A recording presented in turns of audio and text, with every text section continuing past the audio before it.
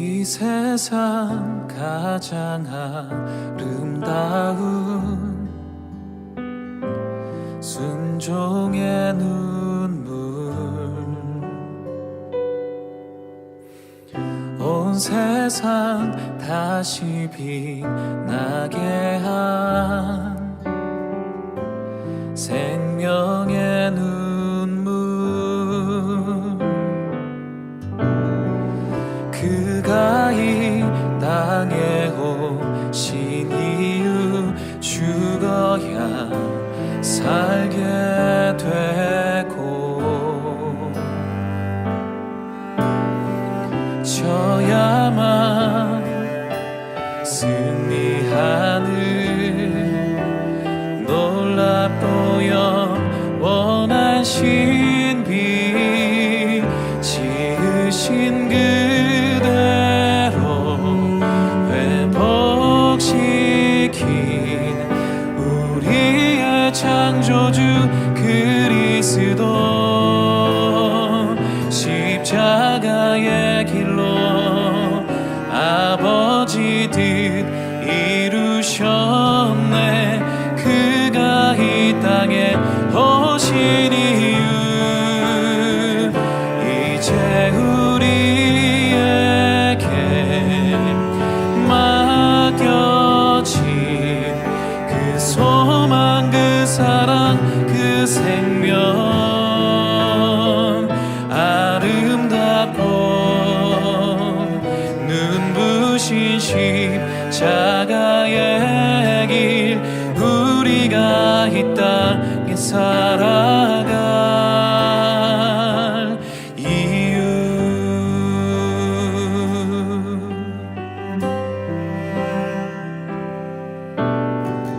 그가 이 땅에 오신 이유 죽어야 살게 되고 져야만 승리하는 놀랍고 영원한 신비, 지으신 그대로 회복시킨 우리의 창조주 그리스도,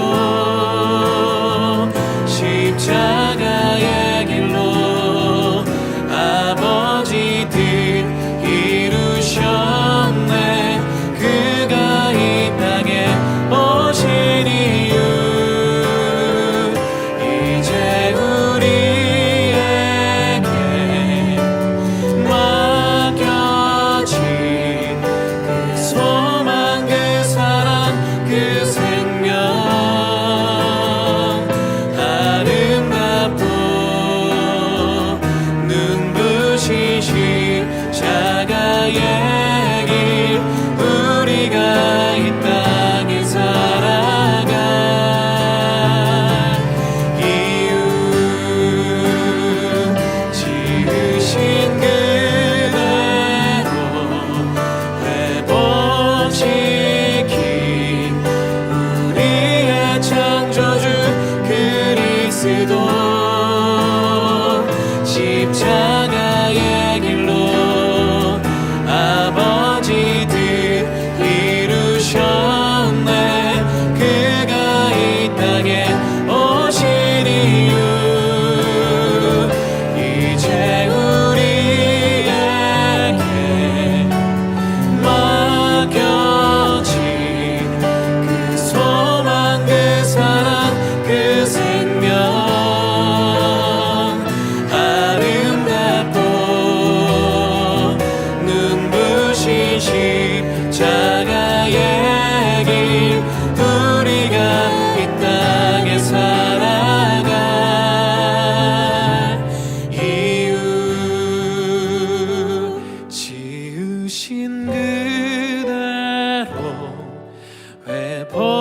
회복시킨 우리의 창조주 그리스도, 십자가의 길로 아버지 뜻 이루셨네. 그가 이 땅에 오신 이유 이제 우리에게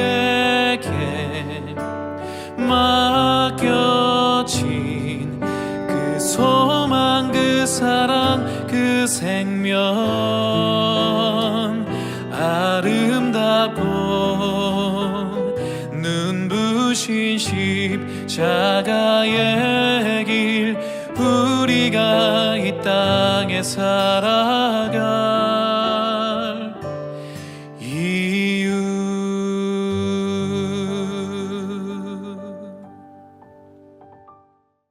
할렐루야. 오늘은 누가복음 전반부를 살펴볼 텐데요, 함께 기도하고 말씀 가운데 나가겠습니다. 거룩하신 하나님, 누가복음 말씀을 읽게 됩니다. 말씀을 읽을 때 하나님의 음성을 들을 수 있게 해 주십시오. 하나님의 능력을 경험할 수 있게 해 주십시오. 예수님의 이름으로 기도드립니다. 아멘. 누가복음 1장에서 10장까지의 말씀입니다. 자, 누가복음은 이 사도행전과 함께 읽어야 할 책인데요, 어찌 보면 누가복음은 전편이라고 볼 수 있고 사도행전은 후편이라고 할 수 있는, 누가복음과 사도행전을 상권과 하권이라고 볼 수 있는 그런 책입니다. 자, 누가복음 1장 1절에서 3절을 읽어드릴게요. 많은 사람들이 우리 사이에 이루어진 사건들에 대해 기록하려고 했는데 그것은 처음부터 말씀의 목격자이며 일꾼이었던 사람들이 우리에게 전해준 것과 같습니다. 존경하는 데오빌로님, 제 자신도 그 모든 사건을 처음부터 면밀히 조사해 당신을 위해 순서대로 써 보내는 것이 좋겠다고 생각이 들었습니다. 아멘. 자, 이 책의 수신자를 명확하게 기록하는데 존경하는 데오빌로님이라고 합니다. 이 데오빌로라고 하는 인물에 대한 여러 가지 설이 있는데, 복음을 받아들인 로마의 높은 장교였을 것이다 라고 하는 설이 있고, 기독교의 우호적인 어느 이방인이었을 것이다. 또 그는 로마의 정치적인 관료였을 것이다. 어찌됐든 이 데오빌로님, 또 각하여라고 하는 표현을 볼 때 데오빌로는 이방인 가운데 높은 직급에 있었던 어떤 사람이었는데 복음에 대해서 받아들이고 회심한 사람이었을 것이다 라고 생각해 볼 수 있습니다. 자, 여기서 사도행전을 한번 볼까요? 1장 1절입니다. 데오빌로여, 내가 먼저 쓴 글에는 예수께서 일하시고 가르치기 시작하신 모든 것, 곧 예수께서 선택하신 사도들에게 성령을 통해 명령하신 후 하늘로 들려 올라가신 날까지를 기록했습니다. 자, 이 데오빌로 각하, 데오빌로님 이렇게 썼던 누가복음과 달리 존경하는 데오빌로, 존경하는 데오빌로 각하 이런 표현이 없이 그냥 데오빌로여라고 사도행전에는 호칭이 바뀌고 있습니다. 자, 누가복음, 그러니까 상권에는 아주 격식을 갖춰서 이 수신자를 불렀다면 이 하권에는 굉장히 편안하게 데오빌로를 부르고 있는 것을 통해 그가 복음을 받아들였고 이후에 점점 이 믿음의 공동체 안에서 더 친밀하고 더 깊이 들어와 있다라는 것을 생각해 볼 수 있습니다. 자, 이 데오빌로라는 이방 기독교인 뿐만 아니라 이 이방인 기독교인들에 대한 책을 하고 볼 수 있는 누가복음의 내용 가운데는요, 이런 내용들이 있습니다. 죄 지은 여인에 대한 내용, 또 세리 삭개오에 대한 내용, 또 탕자에 대한 내용, 사마리아, 선한 사마리아인에 대한 내용들, 이런 내용들이 쭉 아주 구체적으로 나오는 것을 통해 이 누가복음은 이방인들, 소외된 자들, 가난한 자들, 배고픈 자들을, 사회적인 약자의 계층들을 총망라해서 주는 하나님의 위로의 말씀이 된다라고 볼 수 있는 겁니다. 그러니까 유대인에게뿐만 아니라 모든 이방인들과 사회적 약자까지 이 복음의 보편성을 가지고 있는 책이 바로 이 누가복음이다라는 것을 볼 수가 있는 것이죠. 이렇게 누가복음 전반부를 살펴보면서 여러분 또 여러분 주변에 사회적 약자나 아니면 복음에 소외된 자들이 있다면 여러분의 따뜻한 손길과 말씀의 위로함이 전해질 수 있는 은혜가 있기를 축복합니다. 함께 말씀을 읽겠습니다. 누가복음 1장. 많은 사람들이 우리 사이에 이루어진 사건들에 대해 기록하려고 했는데 그것은 처음부터 말씀의 목격자이며 일꾼이었던 사람들이 우리에게 전해준 것과 같습니다. 존경하는 데오빌러님, 제 자신도 그 모든 사건을 처음부터 면밀히 조사해 당신을 위해 순서대로 써보내는 것이 좋겠다는 생각이 들었습니다. 이는 당신이 전에 배우신 것이 틀림없는 사실임을 아시도록 하기 위해서입니다. 유대 헤롯 왕 때 사가랴라는 제사장이 있었는데 그는 아비야 계열에 소속된 사람이었습니다. 그 안에 또한 아론의 자손이었는데 그녀의 이름은 엘리사벳이었습니다. 둘 다 하나님 보시기에 의로운 사람들이어서 주의 모든 계명과 규율을 흠잡을 데 없이 잘 지켰습니다. 그런데 이들에게는 자식이 없었습니다. 엘리사벳이 아기를 가질 수 없는 몸이었고 둘 다 이미 나이가 많았기 때문입니다. 어느 날 사가랴는 자기 계열의 차례가 돌아와 하나님 앞에서 제사장으로 섬기게 됐습니다. 제사장직의 관례에 따라 제비를 뽑았는데 사가랴는 주의 성전 안으로 들어가 분향하는 일을 맡게 됐습니다. 그리고 사람들은 모두 밖에서 기도하고 있었습니다. 그때 주의 천사가 사가랴에게 나타나 분향하는 제단 오른쪽에 섰습니다. 천사를 본 사가랴는 깜짝 놀라 두려움에 사로잡혔습니다. 그러자 천사가 말했습니다. 두려워하지 마라. 사가랴야, 하나님께서 내 기도를 들으셨다. 내 아내 엘리사벳이 내게 아들을 낳아줄 것이니 그 이름을 요한이라 하여라. 그 아이는 내게 기쁨과 즐거움이 될 것이며 많은 사람이 그가 태어난 것을 기뻐할 것이다. 그는 주께서 보시기에 위대한 사람이 될 것이기 때문이다. 또 그 아이는 포도주나 독한 술을 마시지 않을 것이고 모태에서부터 성령으로 충만할 것이며 이스라엘의 많은 백성들을 그들의 주 하나님께 돌아오게 할 것이다. 그는 엘리야의 심령과 능력으로 주보다 먼저 와서 아버지들의 마음을 그 자녀들에게로 순종치 않는 자들을 의인의 지혜로 돌아서게 할 것이다. 그래서 주를 위해 예비된 백성들을 준비할 것이다. 사가랴가 천사에게 물었습니다. 제가 어떻게 이 말을 확신하겠습니까? 저는 늙었고 제 아내도 나이가 많습니다. 천사가 대답했습니다. 나는 하나님 앞에 서 있는 가브리엘이다. 나는 이 좋은 소식을 내게 말하라고 보내심을 받았다. 보아라, 너는 벙어리가 돼서 이 일이 일어날 그날까지 말을 하지 못할 것이다. 이는 내가 그때가 되면 다 이루어질 내 말들을 믿지 않았기 때문이다. 한편 사람들은 사가랴를 기다리고 있었는데 그가 성전 안에서 너무 오래 지체함으로 이상하게 여겼습니다. 사가랴가 밖으로 나왔을 때 말을 하지 못하자 사람들은 그가 성전 안에서 환상을 본 줄 알았습니다. 사가랴는 손짓만 했지 말을 못하는 채로 계속 있었습니다. 직무 기간이 끝나자 사가랴는 집으로 돌아갔습니다. 그 후 사가랴 아내 엘리사벳이 아기를 갖게 돼 5달 동안 숨어 지냈습니다. 엘리사벳은 이렇게 말했습니다. 주께서 이때 이렇게 나를 돌아보셔서 사람들 사이에서 내 수치를 없애주셨습니다. 그 후 6달째에 하나님께서 천사 가브리엘을 갈릴리 나사렛 마을에 보내 한 처녀에게 가게 하셨는데 그 처녀는 다윗의 가문에 속한 요셉이라는 남자와 약혼한 마리아였습니다. 천사가 마리아에게 가서 말했습니다. 기뻐하여라. 은혜를 입은 자여, 주께서 너와 함께 하신다. 천사의 말에 마리아는 당황하며 깜짝 놀라 이게 무슨 인사인가 하고 생각했습니다. 그러자 천사가 말했습니다. 두려워하지 마라. 마리아야, 내가 하나님의 은혜를 받았다. 보아라, 내가 잉태의 아들을 낳을 것이다. 그러면 그 이름을 예수라 하여라. 그는 위대한 이가 될 것이요 지극히 높으신 분의 아들이라 불릴 것이다. 주 하나님께서 그에게 그 조상 다윗의 보좌를 주실 것이다. 그는 야곱의 집을 영원히 다스릴 것이며 그의 나라는 결코 끝나지 않을 것이다. 마리아가 천사에게 물었습니다. 천연제게 어떻게 이런 일이 있겠습니까? 천사가 대답했습니다. 성령께서 내게 임하실 것이며 지극히 높으신 분의 능력이 너를 감싸 주실 것이다. 그러므로 태어날 거룩한 아기는 하나님의 아들이라고 불릴 것이다.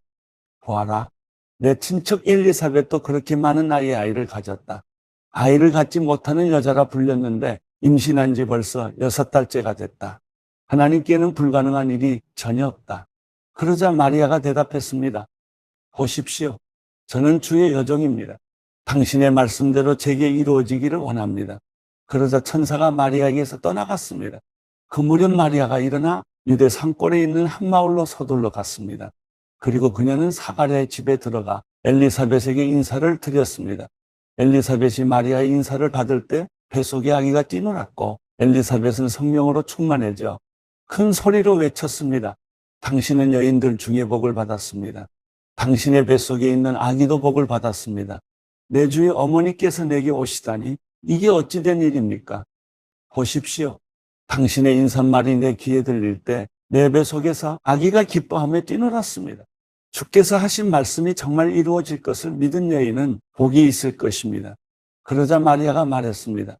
내 영혼이 주를 찬양하며 내 영이 내 구주 하나님을 기뻐함은 그분이 자신의 여정의 비천함을 돌아보셨기 때문입니다. 이제부터 모든 세대가 나를 복 있다고 할 것이니 이는 전능하신 그분이 내게 위대한 일을 하셨기 때문입니다. 그분의 이름이 거룩하시며 그분의 자비는 그분을 경외하는 사람들에게 대대로 이어질 것입니다. 그분은 자신의 팔로 엄청난 일을 행하시고 마음의 생각이 교만한 사람들을 흩어버리셨습니다. 그분은 통치자들을 왕좌에서 끌어내리시고 낮은 사람들을 높여주셨으며 배고픈 사람들을 좋은 것들로 배불리시고 부유한 사람들을 빈손으로 보내셨습니다. 그분은 자비를 기억하셔서 자기의 종 이스라엘을 도우셨습니다. 곧 우리 조상들에게 말씀하신 대로 그 자비는 아브라함과 그 자손에게 영원토록 있을 것입니다. 마리아는 엘리사벳과 함께 석 달 동안 지낸 후에 자기 집으로 돌아갔습니다. 해산할 때가 돼 엘리사벳은 아들을 낳았습니다. 이웃 사람들과 친척들은 주께서 그녀에게 큰 자비를 베푸셨다는 것을 듣고 함께 기뻐해 주었습니다. 8일째 되는 날 그들이 아기에게 할례를 하려고 와서 아버지 이름을 따라 그 아이의 이름을 사가랴로 지으려 했습니다. 그때 아기의 어머니가 대답했습니다. 안 됩니다. 이 아이는 요한이라고 불러야 합니다. 그래서 사람들이 엘리사벳에게 말했습니다. 당신 친척 중에는 그런 이름을 가진 사람이 하나도 없습니다. 그러고는 그 아버지에게 아기의 이름을 무엇이라 할 것인지 손짓으로 물었습니다. 사가랴는 서판을 달라고 하더니 아기의 이름은 요한이라고 썼습니다. 그들은 모두 놀랐습니다. 그러자 사가랴의 입이 곧 열리고 혀가 풀려 말하기 시작하면서 하나님을 찬양했습니다.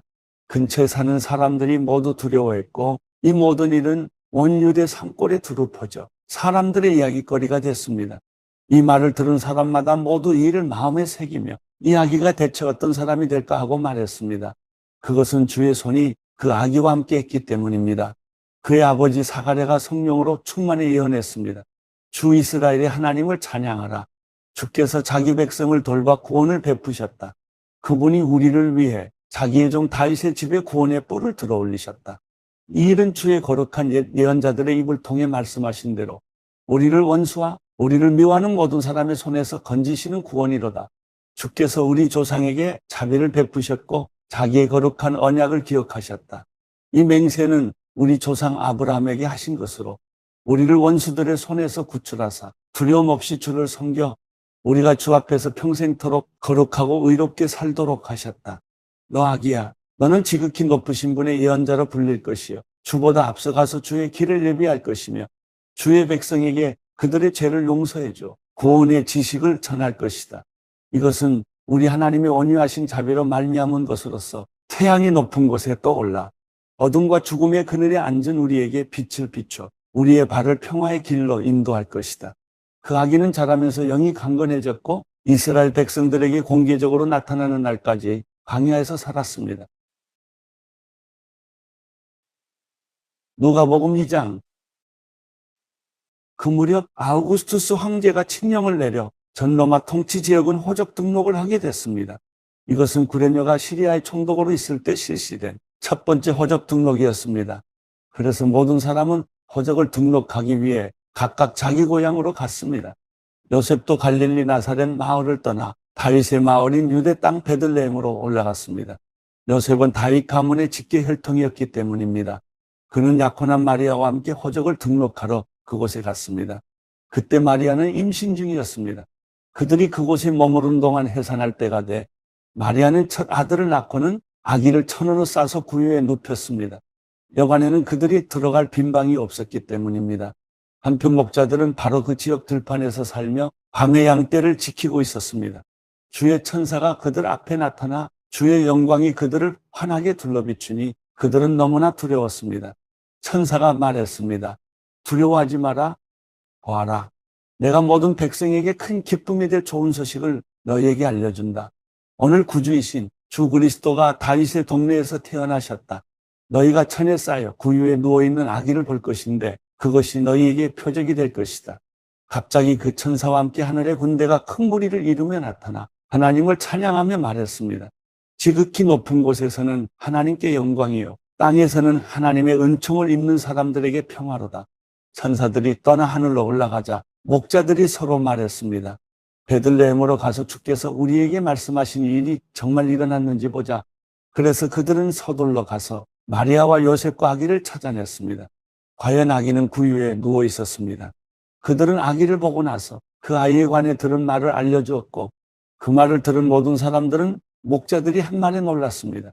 그러나 마리아만은 이 모든 일을 마음에 간직하고 곰곰이 되새겼습니다. 목자들은 자기들이 보고 들은 모든 것에 대해 하나님께 영광 돌리고 찬양하며 돌아갔습니다. 그들이 듣고 본 모든 일대로 이루어진 것입니다. 8일째 되는 날 할례할 때가 되자 아기가 잉태되기 전에 천사가 일러준 대로 그 이름을 예수라 지었습니다. 모세의 율법에 따라 정결의식을 치를 때가 되자 요셉과 마리아는 아기를 데리고 예루살렘으로 갔습니다. 이것은 주의 율법에 첫 번째 태어나는 모든 남자 아기는 하나님께 거룩한 사람으로 불릴 것이다라고 기록된 대로 아기를 죽게 드리고 또 산비둘기 한 쌍이나 어린 집비둘기 2마리라고 한 주의 율법을 지켜 희생제물을 드리려는 것이었습니다. 당시 예루살렘에는 시므온이라는 사람이 있었습니다. 이 사람은 의롭고 경건한 사람으로 하나님께서 이스라엘을 위로하실 날을 손꼽아 기다리고 있었습니다. 그리고 성령께서 시므온에게 머물러 계셨습니다. 그에게는 주의 그리스도를 보기 전에는 죽지 않으리라는 성령의 계시가 있었습니다. 시므온이 성령에 이끌려 성전뜰 안으로 들어갈 때 아기의 부모가 율법의 규정대로 행하기 위해 아기 예수를 데리고 들어왔습니다. 그러자 시므온이 아기를 팔에 안고 하나님을 찬양하며 말했습니다. 다스리시는 주여, 이제 주께서는 주의 종이 평안히 가게 해주십니다. 제 두 눈으로 주의 구원을 보았습니다. 이 구원은 주께서 모든 백성 앞에 마련하신 것으로 이방 사람에게는 계시의 빛이요, 주의 백성 이스라엘에게는 영광입니다. 아기의 아버지와 어머니는 아기에 대한 이 말에 무척 놀랐습니다. 그러자 시므온은 그들을 축복하고 그 어머니 마리아에게 말했습니다. 보십시오. 이 아기는 이스라엘 가운데 많은 사람을 넘어지기도 하고 일어서기도 할 것이며 비난받는 표적이 되기 위해 세우심을 받았습니다. 칼이 당신의 마음도 찌를 것입니다. 그래서 이제 많은 사람의 마음속 생각이 드러나게 될 것입니다. 또 아셀 지파의 바누엘의 딸인 안나라는 여자 예언자도 있었습니다. 안나는 나이가 많았는데 결혼해서 남편과 7년 동안 살다가 그 후 84세가 되도록 과부로 지냈습니다. 안나는 성전을 떠나지 않고 밤낮으로 금식하고 기도하면서 하나님을 섬겼습니다. 바로 그때 안나가 그들에게 다가와 하나님께 감사하고 예루살렘의 구원을 간절히 고대하는 모든 사람에게 그 아기에 대해 이야기했습니다. 요셉과 마리아는 주의 율법에 따라 모든 일을 마치고 난 뒤 갈릴리에 있는 자기 마을 나사렛으로 돌아왔습니다. 아이는 점점 자라가며 강해지고 지혜가 충만했으며 하나님의 은혜가 그 위에 있었습니다. 해마다 6월절이 되면 예수의 부모는 예루살렘으로 갔습니다. 예수께서 12살이 되던 해에도 그들은 관례에 따라 절기를 지키러 예루살렘에 올라갔습니다. 기간이 끝나 그 부모는 집으로 돌아가는 길이었는데 소년 예수는 예루살렘에 남아 있었습니다. 그러나 부모는 이 사실을 알지 못했습니다. 그들은 예수가 일행 속에 있으리라 생각하고 하룻길을 가다가 그제야 친척들과 친구들 사이에서 예수를 찾기 시작했습니다. 그러나 찾지 못하자 그들은 예루살렘으로 되돌아가서 예수를 찾았습니다. 3일이 지나서야 그들은 성전뜰에서 예수를 찾게 됐습니다. 그는 선생들 가운데 앉아서 이야기를 듣기도 하고 묻기도 하고 있었습니다. 예수의 말을 들은 사람들마다 그가 깨닫고 대답하는 것이 몹시 감탄했습니다. 그 부모는 예수를 보고 놀랐습니다. 그래서 그의 어머니가 말했습니다. 얘야, 왜 우리에게 이렇게 했느냐? 내 아버지와 내가 얼마나 걱정하며 찾았는지 모른다. 그러자 예수가 말했습니다. 왜 나를 찾으셨습니까? 내가 마땅히 내 아버지의 집에 있어야 하는 줄 모르셨습니까? 그러나 그들은 예수가 하는 말을 깨닫지 못했습니다. 그러고 나서 예수는 부모와 함께 내려가 나사렛으로 돌아가서 부모님께 순종하며 지냈습니다. 예수의 어머니는 이 모든 일을 마음에 간직했습니다. 그리고 예수는 지혜와 키가 점점 더 자라가며 하나님과 사람들로부터 사랑을 받았습니다. 하나님, 오늘 말씀을 읽을 때 구체적으로 삶에 적용할 수 있는 살아 숨쉬는 말씀이 되게 하여 주시옵소서. 이제는 예수 그리스도의 은혜와 하나님의 사랑하심과 성령님의 동행하시며 위로하시며 우리를 축복하시며 우리의 삶 가운데 치유와 소망 되심이 누가복음을 통해 하나님의 음성을 듣고 이 세상 속에 빛과 소금으로 살아가기를 소망하는 귀한 성도들 위해 저희들의 일터 위에 이제로 영원히 함께하기를 간절히 축원하옵나이다. 아멘.